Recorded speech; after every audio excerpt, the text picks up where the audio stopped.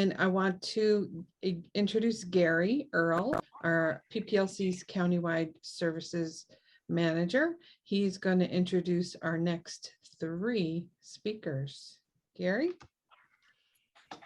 Good morning, everyone, or afternoon, almost. It is. I'm the Countywide Services Manager for PPLC, and it's my pleasure every day to be able to see the things that the Deaf Literacy Center and the Talking Book Library get to do for the community. I urge everyone in all of the libraries to really take advantages of the services that they provide. I think going on the theme of the day of inclusion, it's really one of the greatest things I've ever been able to be a part of in terms of libraries, just seeing the things that they're able to do and the services that they have available for the community are just outstanding. And for our first speaker, I just want to say, for those of you who have worked with her, you know her and you love her and you just, see the amazing things she does every day. And, we can't be more proud of her. So I will turn it over to Rosa Rodriguez, the manager of the Deaf Literacy Center, and take it away, Rosa.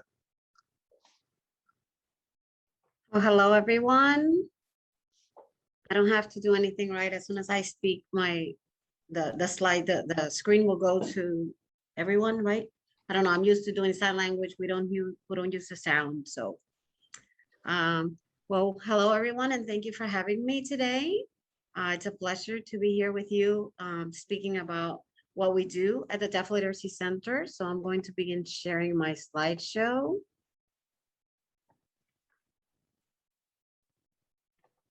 The Deaf Literacy Center, what I can tell you is we've been here now 22 years.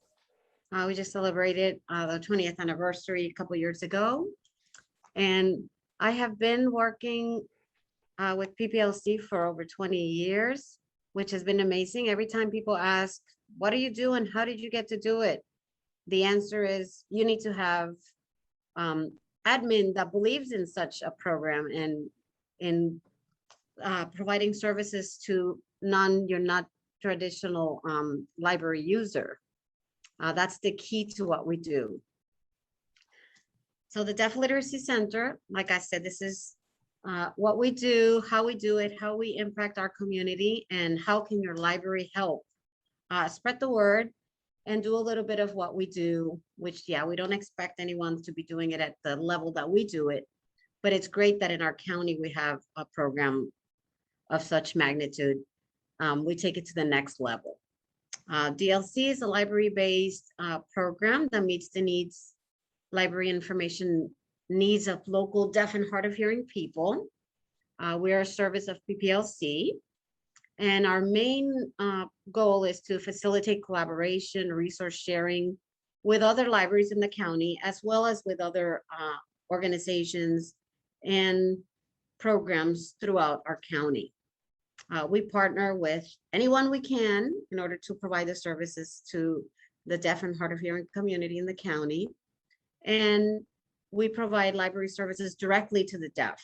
So when we talk about inclusion, when we talk about diversity, when we talk about equality and equity, I think that we go even further than just providing equitable or accessible programming to the deaf community. We actually strive to provide a service that goes directly to them, from them to them.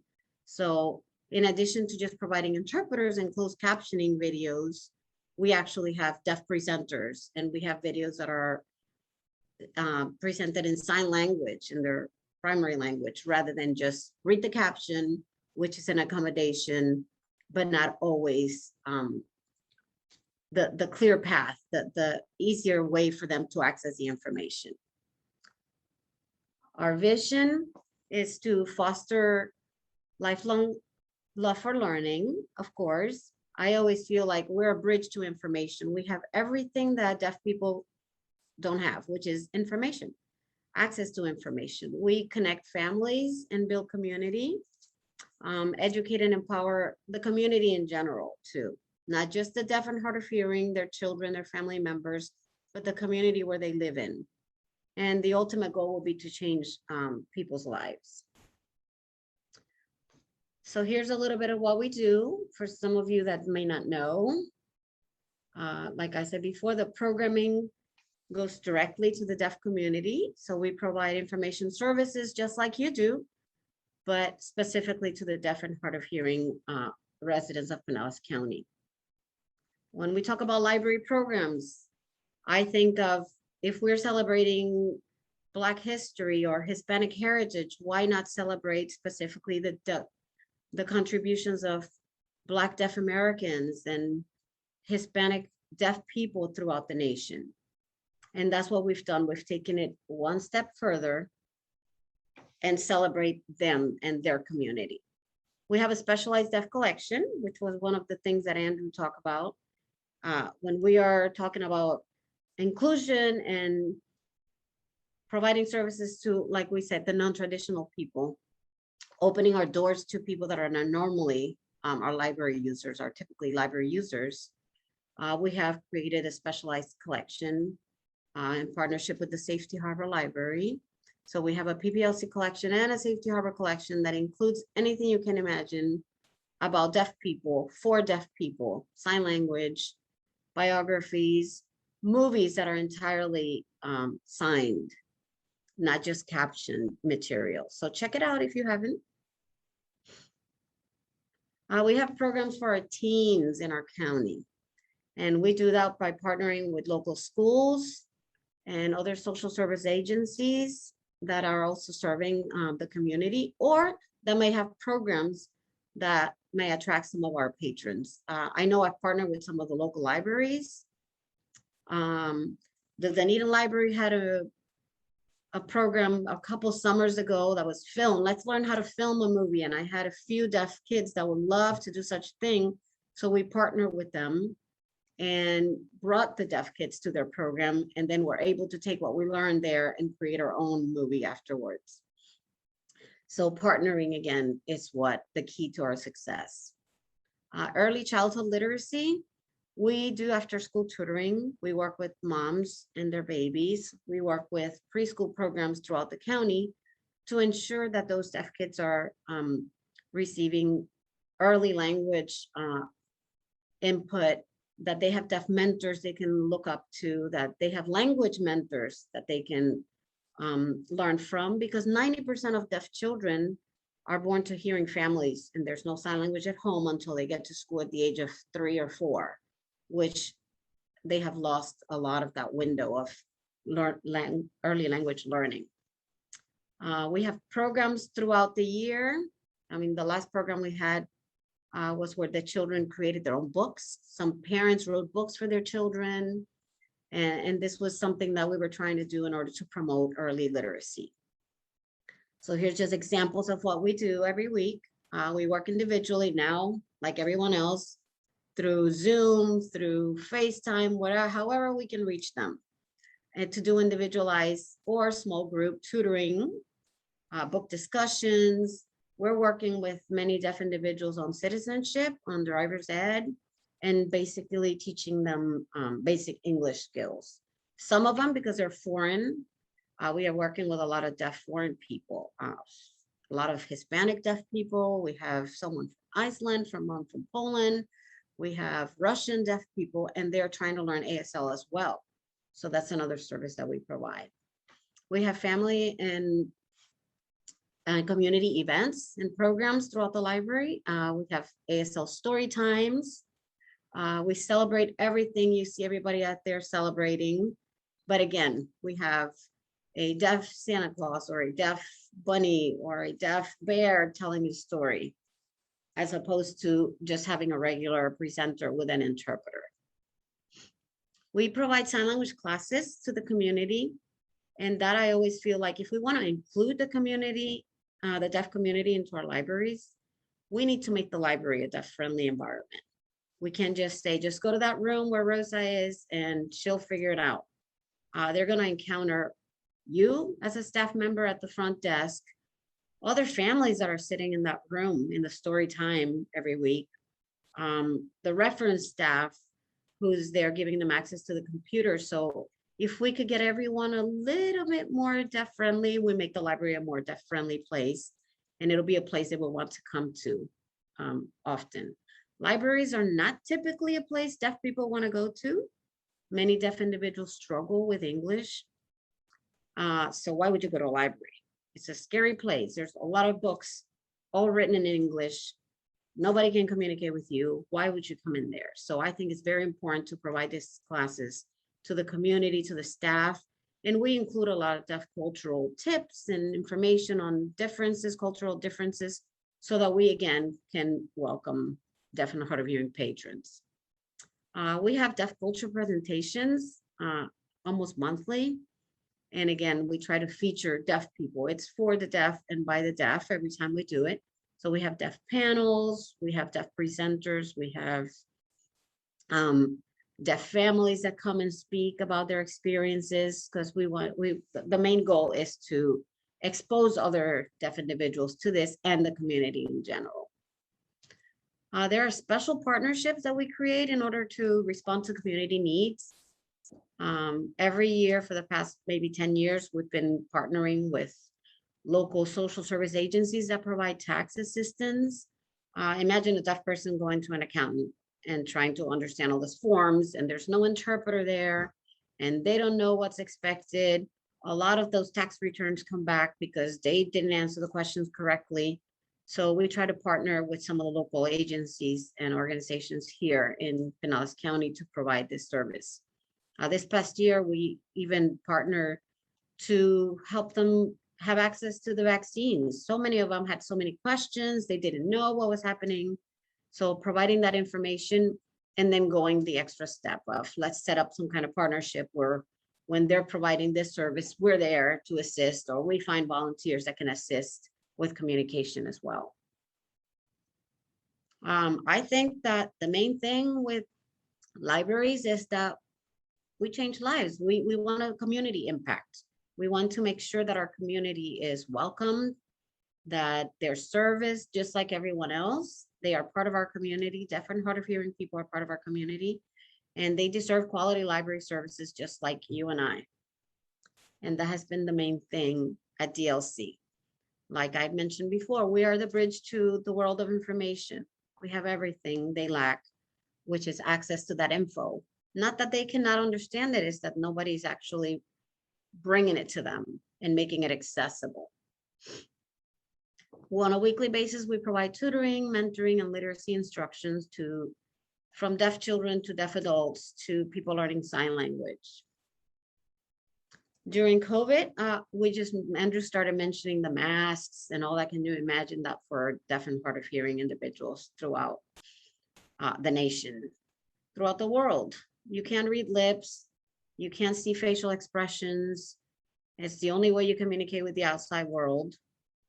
Just by looking at someone, you can't tell they're deaf.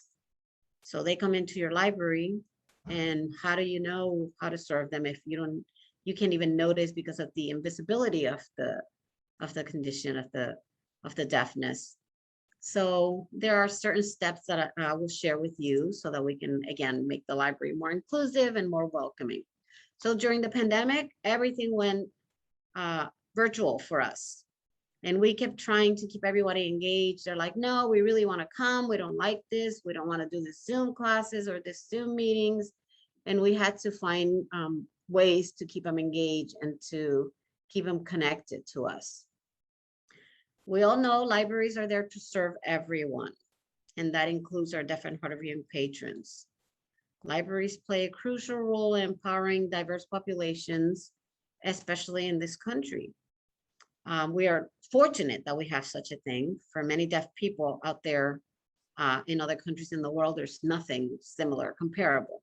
Even in the US, we have probably 10 libraries, maybe 12, that provide some type of access to programming to the deaf community.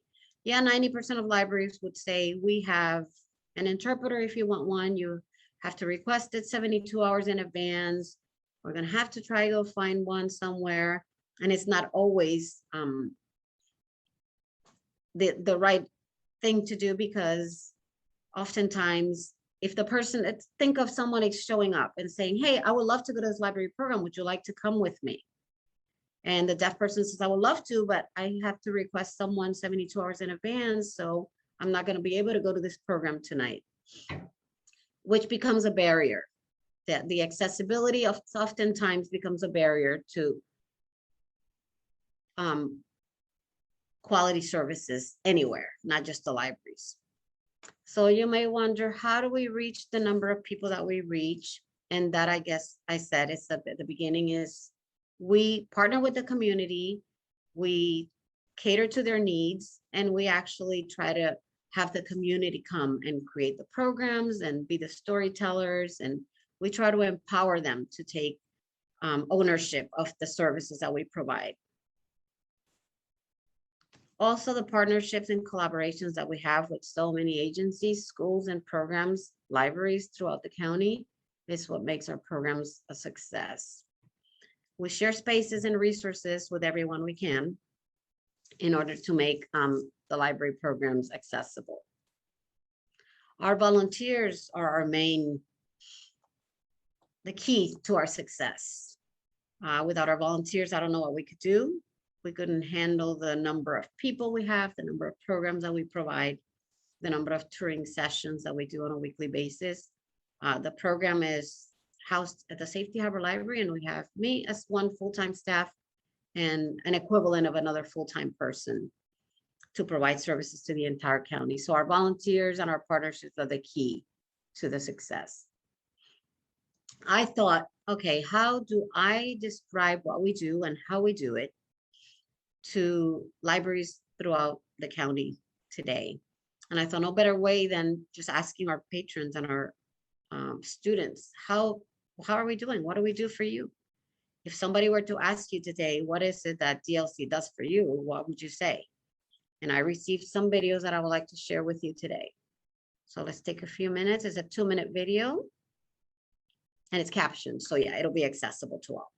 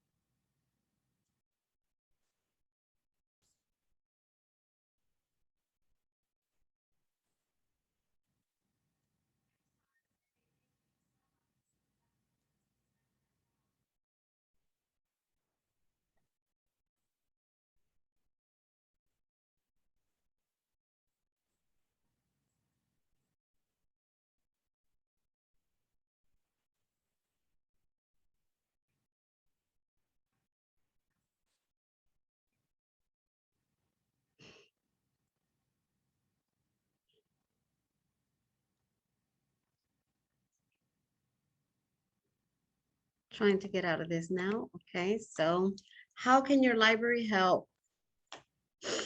The first thing to know is, do you know anything about deafness? The terminology to use. We we have biases and we have stereotypes and we have assumptions sometimes that we don't know better. Nobody teaches us, nobody educates us. So deaf people prefer to be referred to as deaf and hard of hearing. There's no such thing as hearing impairment. Why it put a negative connotation to the label we use to refer to them? So unlike some other disability groups, they actually want to be called deaf and hard of hearing. Deaf people are not mute. They actually communicate in their own language. So that makes them, that I know the term mute comes from unintelligible speech, but again, they have a way of communicating like everyone else. Typically, I feel like the impairment is on us. I'm unable to understand them. So I guess we will be called assigning impaired people if we were called politically correct, you know, based on the political terms that we're using today. Types of deafness. Not everyone out there has the same degree of hearing loss. Therefore, some people are going to speak, some are going to hear some of what you say, some are going to be better at reading lips, and some are only going to sign. Some of them can read and write English, and some of them cannot. So there's such a diversity within the deaf community that we cannot just box everyone in one little term and say, okay, we're going to provide interpreters and that's all we do, or we're only going to provide captioning and we'll let them read it, because that's not always going to work for everyone in the community. So there are various types of deafness that we need to be aware of when we create programs and offer programs out there for the deaf. Community needs are going to vary just like they vary for everyone else. You're going to have, like I said, deaf individuals who are more into reading, some who are less into reading, some who are more into sign language stuff, some who want to read caption. So basing your programs on the community need is what's going to make them successful. Communication options, like I said, some deaf people prefer to read and write, and some prefer a sign language interpreter. Some are okay reading lips.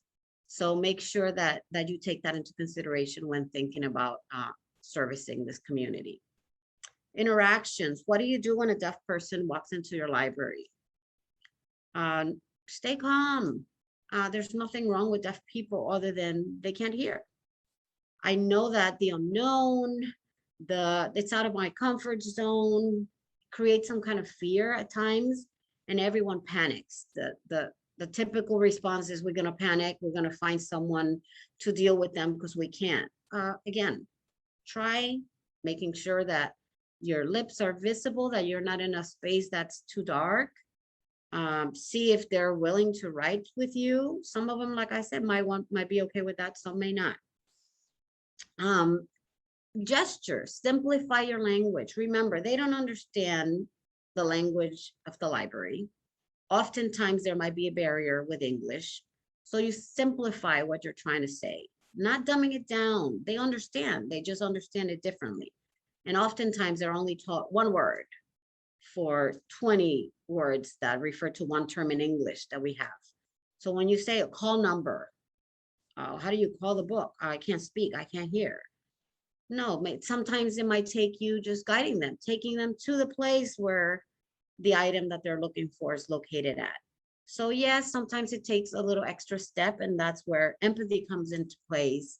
And that's where you say, here's a library patron, I want to serve them just like everyone else. It's just going to take a different approach to serve them. When we talk about equity and equality, I think an accommodation, it's equity. We are going to provide what this person needs, removing the barrier that's there between them and what we're offering.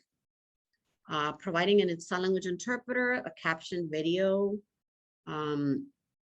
a caption event, you know, where you have real-time captioning perhaps at the event. But like I mentioned before, we try to take it to the next level. And instead of just having access, we actually provide services directly to them, which, like I said before, we don't expect every library out there to do that. We are fortunate to have that here, but providing an accommodation is what's required by law and what you would typically do in your library. So If you have any questions, feel free to ask them. I don't think that I can see the chat box here. I see, yeah, okay. Questions for Rosa? Yes, okay, here. Not everyone is this ASL, that's correct. That's what I was mentioning before. We're actually working with a lot of deaf people today who are learning ASL because they come from a different country. So respecting, recognizing the differences and including them is the key. Again, like I said before, yes, you can tell them, go to the Safety Harbor Library, Rosa's gonna be there, they'll help you. But telling them, sorry, we do not provide an interpreter in our library, or saying, sorry, we just don't do that here, it's not the answer.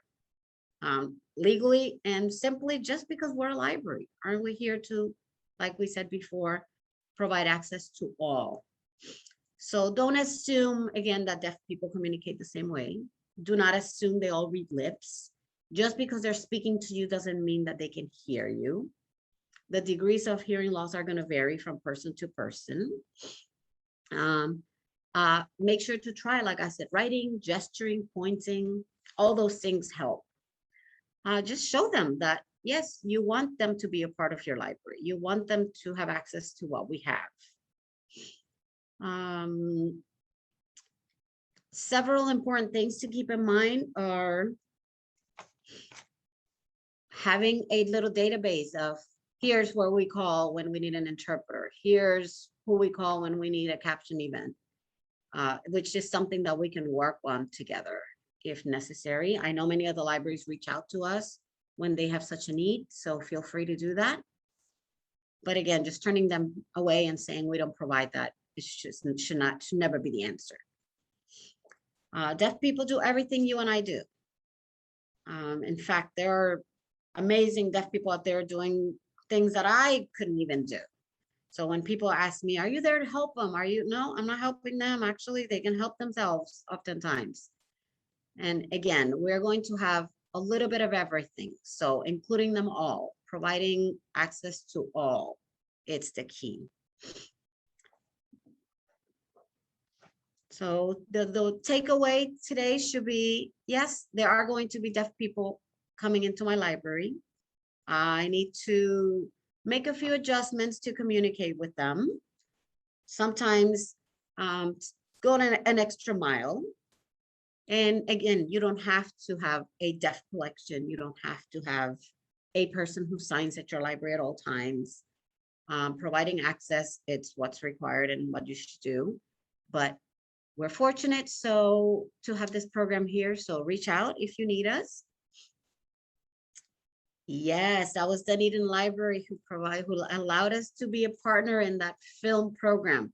And in fact, we created some videos after that, after they came back with the knowledge that they acquire at your program, and they loved it. And I know we've done that with several other libraries throughout the county. We do sign language classes with many of you, again, to provide that deaf friendliness in your library. Yes, we did. We interpreted the paranormal program at the Dunedin Library as well. So reach out to us anytime you have some cool things out there that you think might interest some of our deaf and hard of hearing patrons. So if anybody has any questions, you know where to reach us. Here's my information, my contact. We couldn't have this program without all of you, without PPLC. So when people ask, how do we do it? It takes a village, and in this county, we have proven that to be the case. So thank you so much. And now back to Gary. Thanks, Rosa. I want to say again, thanks, Rosa, for all the things that you do.